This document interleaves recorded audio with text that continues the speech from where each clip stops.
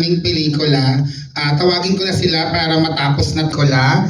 Si Deron Villanueva. Ayan, buksan ni Katuloy. Producer, John Del. Gusto naman Amoy Can. Direk Arvin Bellarmino.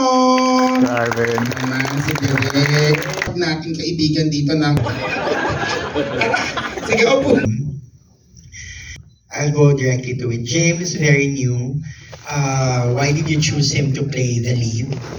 Regarding JM as Max, dumaan din po sa masusing audition.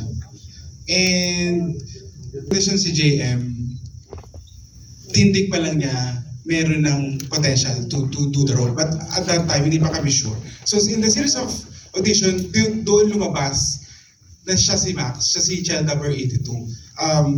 Kasi pag nakita mo si JM, meron siyang angking charisma na parang si Boy ka na. Kasi Boy ka na is a big persona na damanan niya. So si JM meron siyang ganung magic na nung nag-look test na kami, lumalabas. Parang kang minamagnet sa kanya sa screen.